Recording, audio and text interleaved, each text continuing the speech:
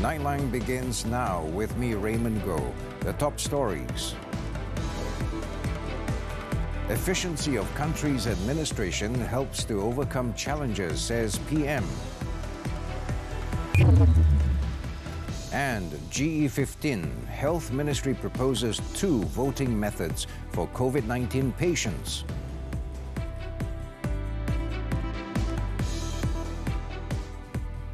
Good morning. The efficiency of the country's administration has allowed Malaysia to overcome various challenges, including the COVID-19 pandemic and global geopolitical crisis, and gear up towards economic recovery. Prime Minister Datuk Seri Ismail Sabri Yaakob said as a result, besides the economy being the best in Southeast Asia, Malaysia is also ranked the 18th most peaceful country in the world and second in Asia. Speaking at the opening of the Pahang Keluarga Malaysia Aspirations Tour in Kuantan on Saturday, Datuk Seri Ismail Sabri noted the country's gross domestic product growth of 8.9% in the second quarter of this year, while the unemployment rate in August this year was at 3.7% compared with 4.6% recorded in August last year. Majlis Pembangunan Wilayah Ekonomi Pantai Timur, ECERDC, pula telah berjaya menarik pelaburan bernilai 5.3 bilion ringgit ke negeri ini yang akan mewujudkan lebih 3,300 peluang pekerjaan baru dalam kalangan keluarga Malaysia Pahang tahun ini. Kadar inflasi negara juga mencatatkan penurunan kepada 4.5% pada bulan September 2022 berbanding 4.7% pada bulan Ogos 2022. He said to help cushion the cost of living, the government has allocated 77.7 billion ringgit for subsidies this year, the largest amount in the country's history. The Prime Minister also commented on the 2023 budget, the largest budget in the country's history, which he said would cover the needs of all levels of society and ensure that no Malaysian is left behind. Commenting about the 72 election candidates representing PKR for GE15, Datuk Seri Ismail Sabri said the political maneuver of switching seats by several opposition leaders is maybe due to their failure to fulfill their promises to the constituents. He said that these candidates might be worried to remain in the same seat for the upcoming GE15 if they had failed to serve the people. Ramai yang berpindah ranah. Saya pun tak tahu kenapa mereka suka berpindah-pindah. Mungkin mereka tak yakin dengan servis ataupun perkhidmatan yang mereka berikan selama ini kepada pengundi, menyebabkan mereka akan pergi ke tempat lain dan buat janji-janji yang baru supaya mempengaruhi pengundi-pengundi di tempat baru mereka. Ya? Dan mereka tak boleh membohongi pengundi yang sama. Kalau mereka tak serve, tak memberi perkhidmatan kepada pengundi mereka situ, mereka tak boleh nak janji lagi. Rakyat takkan percaya. He told this to reporters after attending a Keluarga Malaysia feast in conjunction with the Pahang-level Aspirasi Keluarga Malaysia tour at Dewan Jubli Perak Sultan Haji Ahmad Shah in Kuantan on Saturday. The UMNO Vice President added, unlike PKR, almost all UMNO candidates remain at their existing seats, adding that when candidates provided their best, then voters would place their trust on them. On Friday night, PKR said its president, Datuk Seri Anwar Ibrahim, would be moving from Port Dickson parliamentary seat to contest the Tambun seat, while Hang Tuah Jaya seat incumbent, Datuk Seri Syamsul Iskandar Muhammad Akin, would be competing for the Bagan Datuk seat against UMNO president, Datuk Seri Ahmad Zahid Hamidi. The party also announced former Kuala Lumpur Education Department Director Abbas Awang as its candidate for the Bera seat in Pahang. Datuk Seri Ismail Sabri, who has been contesting in the Bera parliamentary constituency since 2004, said he was open to face anyone, including PKR, as Malaysia is a democratic country and anyone could be fielded at any seats. The Health Ministry, MOH, has proposed two possible ways to the Election Commission, EC, to allow COVID-19 positive individuals to vote in the GE15. Its Director General, Tan Sri Dr. Noor Hisham Abdullah, said the decision on the Standard Operating Procedure, SOP, will be known on Monday. According to Tan Sri Dr. Noor Hisham, the first method is to provide a special lane and room for COVID-19 positive individuals to vote. The other option is for COVID-19 patients to go to the ministry's tent to ensure they wear the necessary protective equipment before they cast their ballots without the need to queue. Kementerian Kesihatan telah pun kemukakan SOP yang kita rasa terbaik. Tetapi perbincangan masih dijalankan dari peringkat SPR. He said this to the media at the Putrajaya Pink October Fun Walk 2022 in Putrajaya on Saturday.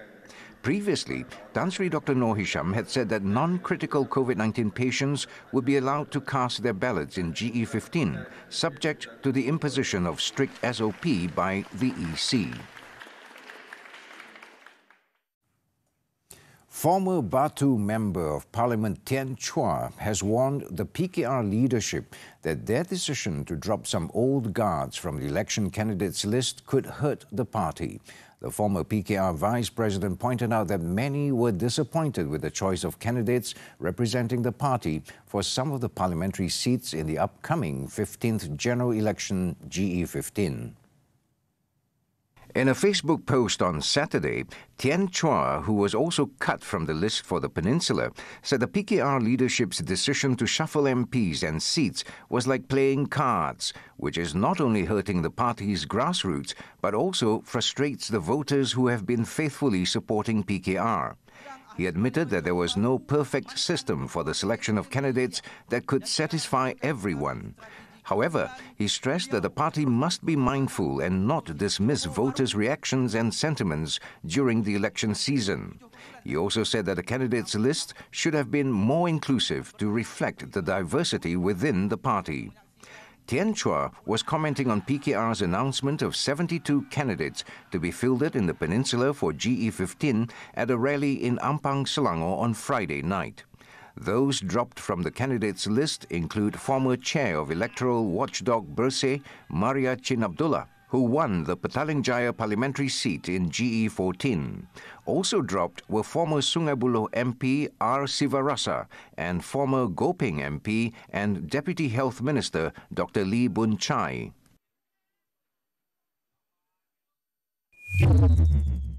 Meanwhile, PKR President Dr. Sri Anwar Ibrahim has defended the party's move to field new faces in the party and drop several former MPs for GE15, stressing that it was necessary for the younger candidates to be given a chance to contest in the election. Tidak boleh semua dikekalkan. Kalau kita kekalkan semua orang yang beri sumbangan, jadi generasi baru tidak mungkin akan bangkit. Jadi oleh demikian, ada ketikanya atas faktor kesihatan, atas faktor dah lama berkhidmat. Ya. Jadi saya ingin tegaskan kepada Saudara Tian Chua, tidak semua perjuangan itu harus melalui jalur pilihan raya. He said this after officiating the 16th Wadah Kecerdasan Umat Malaysia Muktamar in Bangi, Selangor on Saturday. Commenting on Tian Chua's warning that the shuffling of MPs ahead of GE15 could hurt the party's grassroots and frustrate voters, Dr. Sri Anwar added that the support of senior PKR leaders was still needed to continue guiding the youth in the party. In the meantime, Perak Amanah has maintained that the Changkat Jong state seat is theirs and not DAP's. This after both Pakatan Harapan component parties announced that their respective candidates would contest for the same seat. Amanah Youth Chief Muhammad Hasbi Muda, when commenting on the confusion over who will be fielded to contest the Changkat Jong seat, said the final decision in the event of a stalemate will be made by PH's top three, namely its chairman, Dr. Sri Anwar Ibrahim, who is also PKR President, Amanah President Muhammad Sabu, and DAP Secretary General Anthony Loke. On Friday, Amanah Chairman Dato' Asmuni Awi announced that Dr. Muhaimin Sulam would contest the seat, but Lok later in the night named Badrul Hisham Badaruddin as his party's candidate for the seat. Lok had claimed that there was no clash for the seat as the decision had been made based on consensus by the PH top leadership. Meanwhile, Amanah Deputy President Dato' Sri Salahuddin Ayub said the dispute over the state seat would be settled soon. He added that PH will be having a meeting at the federal level to decide on the matter so that no clashes occur between its component parties in any seat for GE15.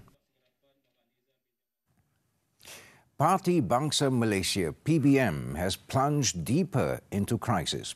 The latest development saw Dato' Larry Seng and Dato' Zuraida Kamaruddin both claiming to be party president, with Dato' Larry suspending Dato' Zuraida as a member of the party along with 12 other Supreme Council members. The latest debacle has raised the question of who would be signing the Watika, or letter of appointment for candidates to contest in GE15. Speaking to TV3, Dato' Larry said as he is still the legitimate president of PBM and the sole signatory to sign the Watika for all PBM candidates. The party's turmoil began when PBM's head of information, Zakaria Abdul Hamid, announced that Dato' Zuraida, who's also a former member of parliament for Ampang, had been officially appointed as the party's president. The conflict deepened when, in a statement on his Facebook account on Friday night, Dato' Larry, who claimed to be still the legitimate president of PBM, announced the suspension of 13 members, including Dato' Zuraida. He said the suspension, which is in accordance with PBM's Constitution Clause 60 in brackets 3, was taken in relation to their ongoing involvement in undermining the interests of the party and its leadership. According to the posting, their positions will be suspended until a disciplinary committee is set up to look into the matter after the election. He said their letters of suspension have been sent to them individually. Aside from Dato' Zuraida, others who have also been suspended include Haniza Muhammad Taha, Dr. Daroya Alwi, Rahimah Majid, Dr. Satis Kumar Govinda Raju, and Muhammad Saiful Bahari Sahari. Meanwhile, he said a Supreme Council meeting will be called on Sunday in Sarike, Sarawak, in view of the urgency of the matter to discuss and settle the issue immediately. He added that those who have been suspended will not be invited to attend the meeting. Meanwhile, PBM Secretary General Nur Hizwan Ahmad said that Dato' Larry's actions were an attempt to sabotage the party or a publicity stunt. He also stressed that the incumbent Julau MP was no longer the legitimate party president. Saya hanya menerima arahan daripada Presiden dan Presiden Parti Bangsa Malaysia adalah Datuk Hajah Zuraida Kamaruddin. Ialah Sri Agung ini nanti Presiden. Jadi kalau Presiden nanti, Presiden tak boleh gantung bukannya bekas Presiden. Nur Hizwan also said that the appointment of Dato' Zuraida as president was done in a meeting on October 7th and that Dato' Larry was aware of the appointment.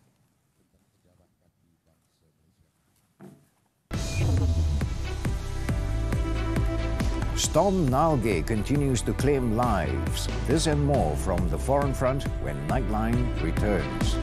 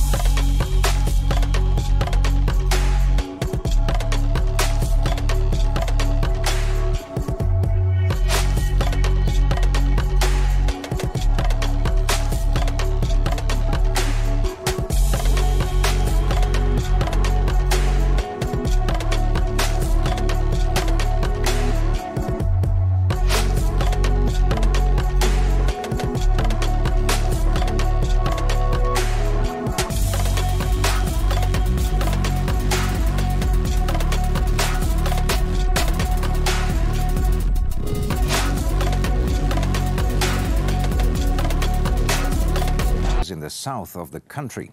The tropical storm, which has maximum sustained winds of 95 kilometers per hour and gusts of up to 160 kilometers per hour, made landfall in eastern Catanduanes province early on Saturday.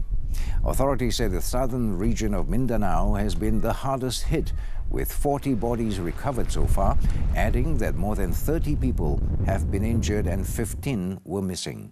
According to the state weather agency, Storm Nalgae was expected to bring torrential rains over Manila and nearby provinces on Saturday as it cuts through the main Luzon island and heads to the South China Sea. Manila had experienced around 10 hours of continuous rain, and precipitation was expected to continue through Sunday.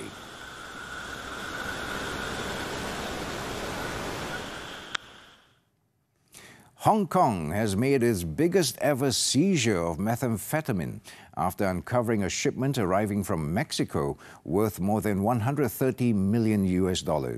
Authorities on Saturday said customs officials found a record-breaking 1.8 tons of liquid meth hidden in cartons of coconut water en route for Australia. The shipment, likely involving a massive international drug trafficking ring, comes as the Chinese finance hub sees a rise in drug busts involving meth.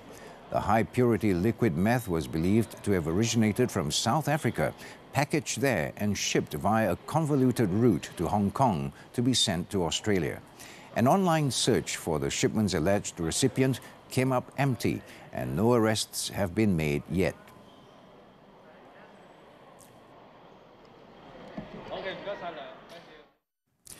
Brazilian President Jair Bolsonaro and former President Luiz Inácio Lula da Silva faced off in a final debate before their runoff election Sunday, focusing mainly on economic hardships. It is an issue that could sway some of the few undecided voters in the tight race between the far-right incumbent and the leftist challenger, who clashed Friday night in a broadcast on the nation's biggest TV network. During Friday's freewheeling debate, the deeply polarizing figures attacked each other's character and record, accusing each other of lying and refusing repeatedly to answer each other's questions. Lula, who leads in opinion polls as he seeks to return to the job he held from 2003 to 2010, pledged to boost spending on the poor, though he did not outline a clear plan on how he would achieve that. He also highlighted that Bolsonaro's government has not yet provided an increase to the minimum wage above inflation. Bolsonaro, meanwhile, quickly promised to lift the minimum wage from $229 a month to $265 next year, though that was not included in his 2023 budget proposal sent to Congress. The debate was the second head-to-head confrontation between the two men and the grand finale of the brutal campaign, marked by months of mudslinging, negative advertisements and a flood of disinformation on social media. Paul Pelosi, the husband of U.S. House Speaker Nancy Pelosi, is recovering from surgery after being attacked by an intruder at the couple's San Francisco home on Friday. The 82-year-old, who suffered a fractured skull and injuries to his right arm and hands, has undergone surgery and is now recovering in hospital. According to San Francisco police officers, they found the assailant at the couple's home just before 2:30 a.m. local time, where he and Paul Pelosi were scuffling over a hammer. The suspect, identified as 43-year-old David DePape, then pulled the hammer away from Pelosi and violently assaulted him with it. Authorities said he was taken into custody and now faces charges including attempted homicide, adding that the attacker's motive remains undetermined.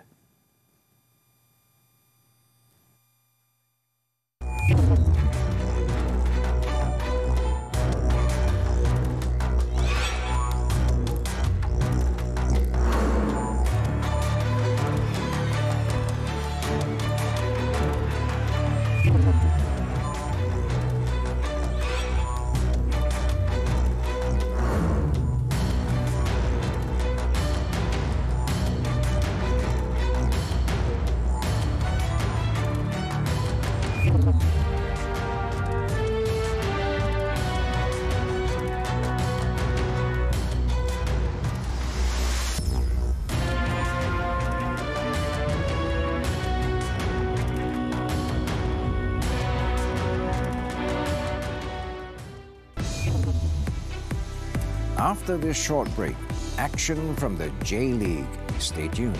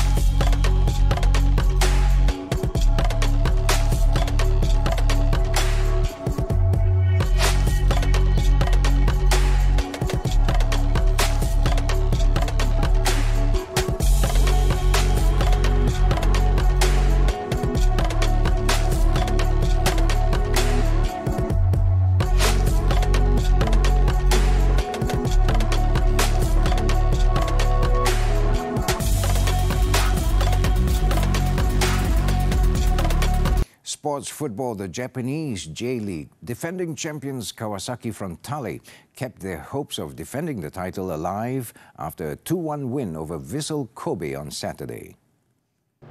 A defending error from Kobe led to Kawasaki's opener in the 20th minute as Massinho controlled a long pass before smashing the ball home from close range. Kobe, however, equalized 6 minutes after the interval as Yuki Kobayashi unleashed a spectacular free kick from well outside the box that found the top corner. Kawasaki's winner came 10 minutes before the final whistle when they were awarded a penalty after Kobayashi was brought down inside the area. Akiro Inaga stepped up and converted a spot kick, giving the home side a 2-1 win and 3 points. With the result, the four-time league winners are 2 points short from the table leaders Yokohama F. Marinos with 63 points after 33 plays. In another match, Yokohama F. Marinos beat Urawa Reds 4-1 on Saturday to move a step closer to the league title. Elber gave Yokohama the lead after just 17 minutes before Anderson Lopez doubled the advantage 20 minutes later, pouncing from a rebound. Urawa lost the ball in the third half of the field in the 57th minute, and Yokohama punished off the mistake with their third goal. Elber beat two defenders before slotting the ball home for his second of the game. Lopez put the result beyond doubt in the 65th minute as he finished off a set piece from a corner kick. Urawa managed to grab a goal 2 minutes later through Kasper Juncker, but it was just a consolation as Yokohama held on to their lead to seal a 4-1 victory. The result means the J-League title will be decided next week in the final match of the season.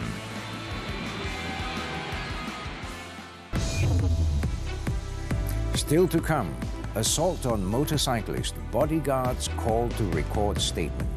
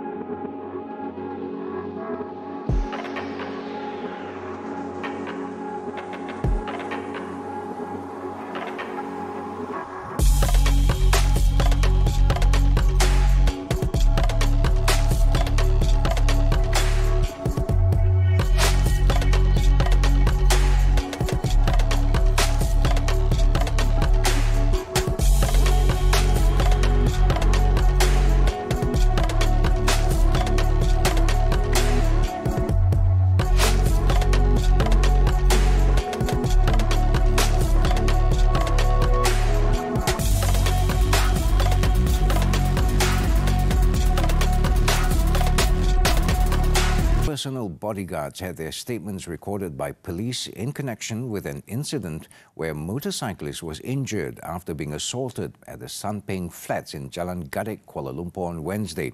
Dang Wangi District Police Chief ACP Nur Delhan Yahya said apart from the bodyguards aged 23 and 30, a friend of the victim had also given his statement to the police. ACP Noor Delhan said police are also in the process of recording a statement from the medical officer who attended to the victim, while the company director employing the two bodyguards will also be called up for his statement.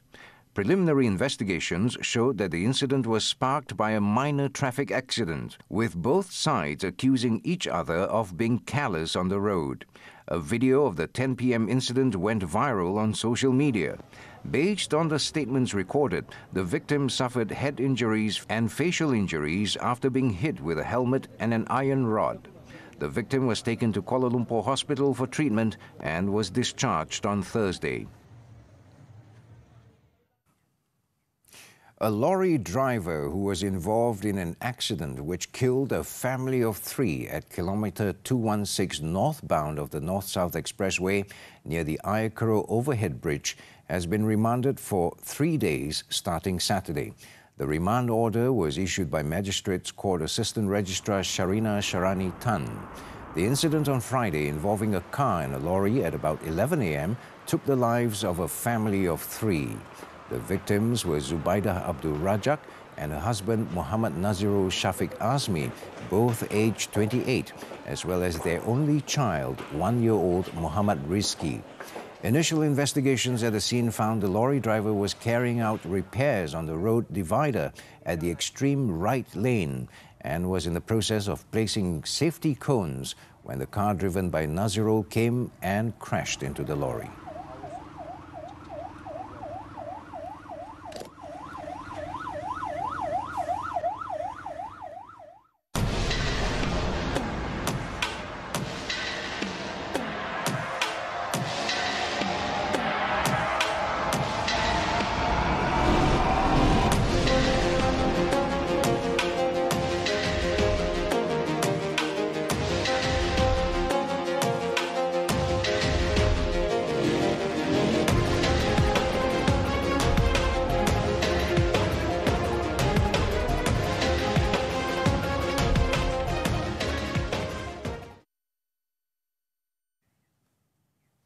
As we wrap up Nightline this time around, let's take a look at this attraction in Portugal called Quake, Lisbon Earthquake Center.